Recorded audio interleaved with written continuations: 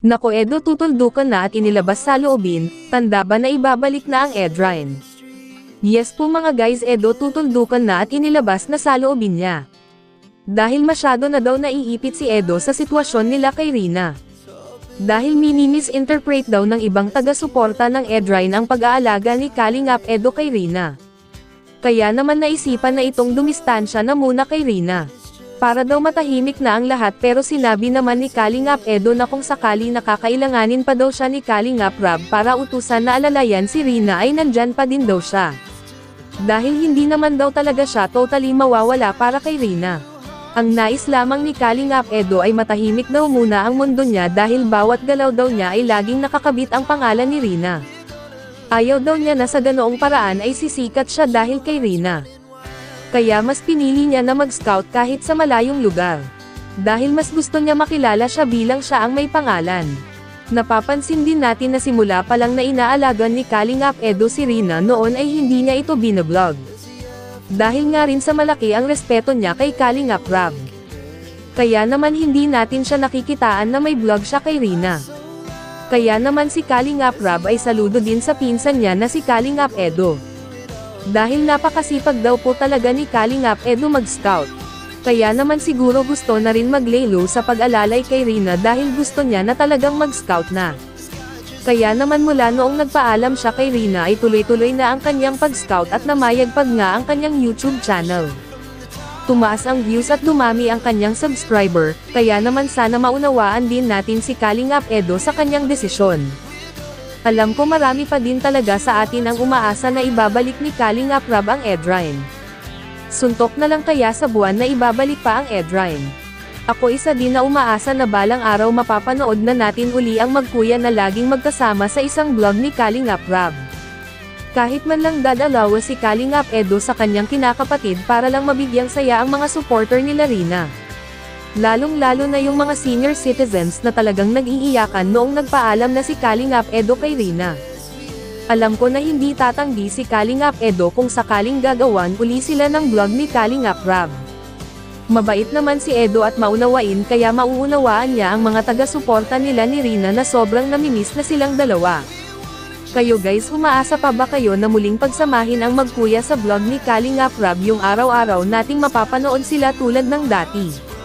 Please comment below na lang po guys. Maraming salamat po. Sana huwag po nating kalimutang palaging suportahan sila Kuya Val Santos Matubang Kalingap Rob, at ang lahat ng mga Kalingap partners. Paki-like na rin po sa video kong ito at paki-subscribe ang Monty kong channel. Please click the notification bell para updated po kayo sa aking mga ibang uploads video. Thank you so much guys and happy viewing and have a good day and God bless everyone.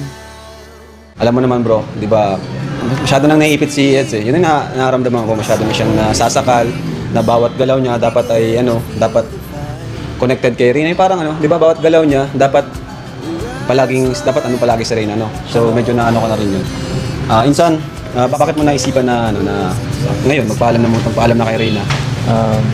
Kasi minsan parang lahat na ng ginagawa natin ay yung lalo na pag-aalaga kay Rina pa ay parang nami-misunderstood nila eh. Parang ibang ang nila, ibang pakiramdam nila na dapat ibigay ko dun sa bata at medyo naiipit tayo ng konti sa mga parang unexpected nila, dapat si Rina lang, ganun, sa lahat ng gagawin mo, si Rina lang.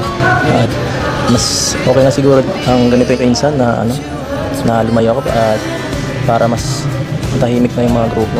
Sapat na siguro minsan yung ilang buwang serbisyo ko kay Rina. Nandito pa rin naman ako. Kung kailangan na, may Rina lang kung tawagin mo ako para gabayan siya, nandito pa rin ako para sa kanya. Salamat din Eds kasi ikaw yung naatasan ko kay Rina. Kasi si Rina kasi talaga, ikaw sa iyo siya pinakamalapit na loob. So mas nagsasagot siya sa iyo, mas close siya sa iyo. Kaya ikaw yung parang naatasan natin na sumuporta kay Rina. Kaya salamat din sa yung effort. Yan. Pero kung sa tingin mo na nakapag-decide ka na kumbaga lalayo ka muna kay Rina. Kasi yung ibang natin supporters ay yun nga, nang-misunderstood nila sa Eds and minsan nababash na rin sa Edu pag may nasabi siyang something, ganyan. Diba bro? Nang-misunderstood sa Edu. Kaya sa tingin ko, okay na rin itong desisyonan ni Eds na ikat na muna yung connection nila ni Rain. So, ibig sabihin ba nito bro, wala nang Ed Rain? Bro, ibig sabihin ba nito wala nang Ed Rain? Hindi natin alam. Ha? Sa tingin ko siguro wala muna. Kasi sa tingin ko talaga, cut na no? Cut na. Pero yung Ed Rain, di mawawala sa atin yung memories ng Ed Rain. At saka yung sama nila bilang isang magkuya, di ba?